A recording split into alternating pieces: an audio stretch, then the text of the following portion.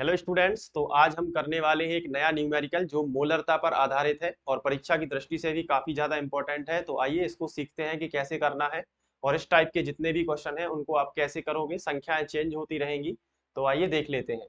ठीक है। तो इसमें हमें दिया गया है कि 5.85 ग्राम NaCl को 200 मिलीलीटर विलियन में घोला गया है। कंडीशन आपको अच्छे से समझना है। क्या लिखा है कि 5.85 ग्राम NaCl है। तो अब इसको समझने के लिए आपको यहाँ पे देखना पड़ेगा। देखो ये है एक बिलियन, ठीक है। अब इसको ध्यान से समझते जाओ। अब इसमें अगर अपन को ये एक बिलियन है, बिलियन कितना है 200 मिलीलीटर। तो यहाँ पे हम लिखेंगे कि जो हमें बिलियन दिया गया है वो है 200 मिलीलीटर, लेकिन इसमें 5.85 ग्राम NaCl घोला गया है। तो अब हम ये मान लेते हैं कि यहाँ पे किसी चम्मच में, ये मान लो कोई चम्मच थी, इस चम्मच में NaCl था। ये मान लो कि यहाँ इस चम्मच में क्या था, NaCl कितना था, 5.85 ग्राम। तो ये इसमें घोला गया है। तो ये NaCl का विलयन बन गया। तो मान लो कि ये इसमें आ गया। तो अब ये जैसे ही इसमें आ जाता है तो यहाँ से हम इसको हटा देते हैं और इसको यहाँ पे घोल देते हैं। तो ये देखो ये आ गया। कितना है ये पूरा, इसमें पूरे विलयन में ये घुल जाएगा। तो अब बन गया विलयन जिसका आयतन है 200 ml। अब इसमें विलेय कितना है बताओ, विलेय कौन है पहले तो ये बताओ। तो सर विलेय तो NaCl है, अभी आपने बताया है। Very good. कितना है सर, क्वेश्चन में लिखा है 5.85 ग्राम। चलो ये भी समझ में आ गया कि कितना है, 5.85 ग्राम। ये देखो यहाँ पे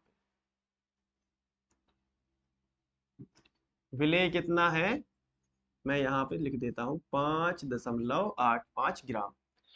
विलयन कितना है 200 ml। विलयन की मोलरता ज्ञात करना है। तो सर मोलरता यदि आपको ज्ञात करना है तो मोलरता का फॉर्मूला तो पता होना चाहिए। तो मोलरता का फॉर्मूला होता है, मोलरता मतलब कैपिटल एम। मोलरता मतलब क्या होता है, कैपिटल एम। तो इसको मोलरता को अपन लिखेंगे कि मोलरता का जो फॉर्मूला होता है कैपिटल एम बराबर स्मॉल डब्ल्यू गुणित 1000। मैंने आपको बताया था कि नहीं बताओ, बटे स्मॉल एम गुणित कैपिटल वी। यही होता है ना मोलरता का फॉर्मूला। अगर इन सब के मान पता है तो आप मोलरता आसानी से निकाल पाओगे। अब देखो यहाँ पे स्मॉल डब्ल्यू क्या है, स्मॉल डब्ल्यू क्या होता है। तो मैंने आपको समझाया है और एक बार फिर से समझा देता हूं कि जो स्मॉल डब्ल्यू है वो क्या है, विलेय का भार। विलेय का भार, ठीक है। इसके बाद स्मॉल एम क्या है, विलेय का स्मॉल एम क्या है बताओ, स्मॉल एम विलेय का अणुभार। विलेय का अणुभार मैंने आपको बताया था कि नहीं, अणुभार। चलो अब इसके बाद V क्या है, V विलयन का आयतन। किसमें, मिलीलीटर में। जब तो 1000 आया था। विलयन का ml में आयतन, ठीक है। ये चीजें हैं। चलो ये आपको समझ में आ गया। अब ये चीज आपको यहाँ पे ध्यान देना है। क्या देना है ध्यान, देखो यहाँ पे वापस कि ये चीज आपको अब पता चल गई। तो अब इसको हल कैसे करना है वो देखो ध्यान पे। अपन लिखेंगे हल।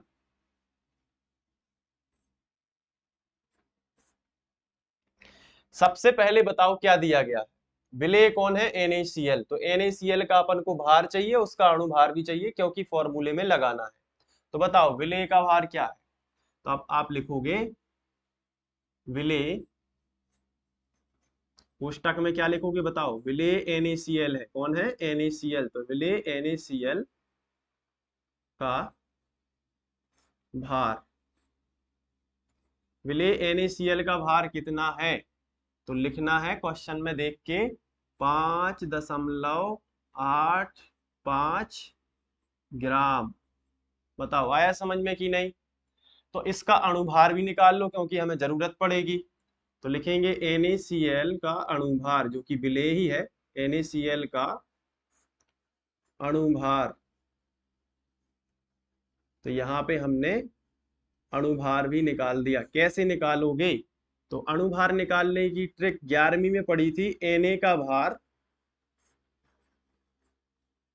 प्लस NaCl के फॉर्मूला में कौन कौन है? Na यानी सोडियम और क्लोरीन, तो सोडियम का भार प्लस क्लोरीन का भार।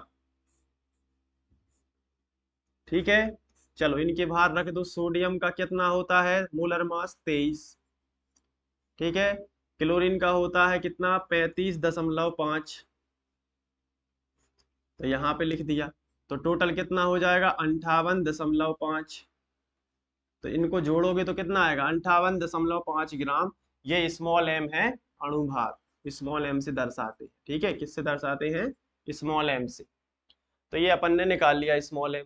तो देखो अपन को ये Na का भार है, इसे W से दर्शाएंगे, स्मॉल w, क्योंकि विलेय छोटी राशि होती है, विलायक बड़ी होती है। तो छोटा W कितना दी निकाल लिया, छोटा W मिल गया, बड़ा इस छोटा W छोटा m, अब V और चाहिए। तो V क्या है? विलयन, बड़ा V, पूरा विलयन। तो लिखेंगे और दिया गया है विलयन का आयतन, विलयन का आयतन। तो विलयन का जो आयतन हमें दिया गया है उसे V से दर्शाएंगे, बड़े V से, जो कि है 200 ml। और मिलीलीटर में ही चाहिए है क्योंकि ये सूत्र मिलीलीटर के लिए है। ठीक है, तो चलिए अब हम यहाँ से मोलरता, इसलिए मोलरता निकाल सकते हैं। तो इसको पहले अपन क्या करेंगे, एक तरफ अच्छे से कर लेते हैं। ठीक है, तो इसको थोड़ा सा यहाँ करके यहाँ पे लगा दिया, ये सॉल्यूशन है। ये देखो, अब इसको आगे बढ़ते हैं, इसको आगे करते हैं। ठीक है, तो मोलरता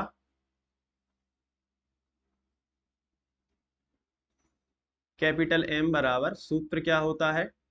स्मॉल w गुणित 1000 बटे स्मॉल m गुणित कैपिटल V। चलो मान रख दो इनके। स्मॉल w का मान कितना है? ये देखो 5.85 बटे गुणित 1000 और है, तो इसको भी लिख लो।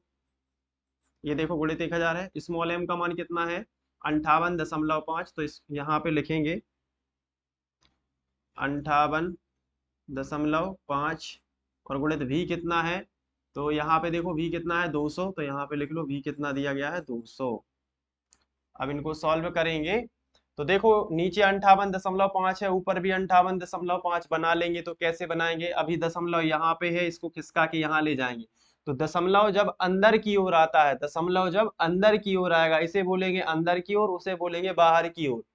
तो जब दशमलव अंदर की ओर आता है तो 10 पर घातें घटती हैं, मतलब माइनस की घातें आती हैं। तो घातें क्या करना है? घटाना है। तो देखो क्या करना है, तो अभी क्या करेंगे, देखो इसको दशमलव एक अंक यहाँ लेकर आ रहा है ताकि ये नीचे जैसा सेम हो जाए। तो 58 कर लिया 5।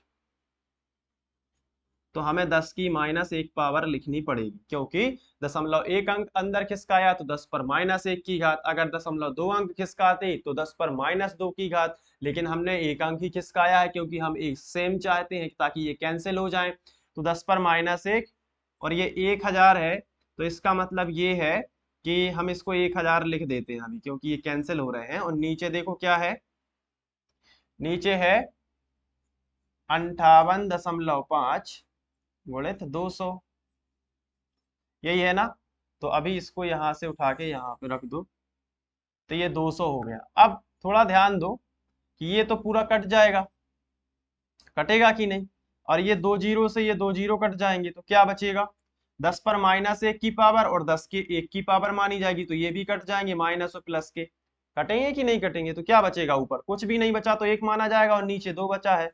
तो 1/2 आपका आंसर आ जाएगा। इसे आप 0.5 M भी बोल सकते हो, या 1/2 मोलल, मोलर। ठीक है, मोलर, या इसे हम कैपिटल M भी लिख सकते हैं। तो इसका ये आंसर आ जाएगा। तो देखो कितना सिंपल है, इसको, इस न्यूमेरिकल को सॉल्व करना बड़ा ही आसान है, अच्छे से समझ में भी आ जाता है। और उम्मीद करते हैं कि आपको भी ये अच्छे से समझ में आ गया होगा। अब जल्दी से इसका स्क्रीनशॉट ले लो, मैं रुका हूं यहाँ पे। और एक बार प्रैक्टिस जरूर कर लेना, ठीक है? और खूब मेहनत करना है, इस साल अच्छे से पढ़ाई करना है, जितना हो सके आपको मेहनत करते रहना है। और जितना सपोर्ट होगा मैं करता जा रहा हूँ, और मैं भी पूरी तरीके से डेडिकेट हूँ आप ये कह सकते हैं कि मैं ऑफलाइन कोचिंग पढ़ा के सीधा 12 बजे स्टूडियो आ जाता हूँ और 12 से शाम को 6-7 बजे जाता हूँ। मतलब हम लोगों की पूरी टीम, और पीपीटी बनाने में भी टाइम लगता है, और यहाँ पे हर चीज़ मतलब स्ट्रगल बहुत ज़्यादा है, और पहली बार स्मार्ट बोर्ड चला रहे हैं तो उसका तो अलग ही एक वो रहता है स्ट्रगल। तो कह सकते हैं आपकी बहुत ज़्यादा स्ट्रगल करनी पड़ती है, उसके बाद आपके लिए वीडियो लेक्चर रिकॉर्ड कर पाते हैं।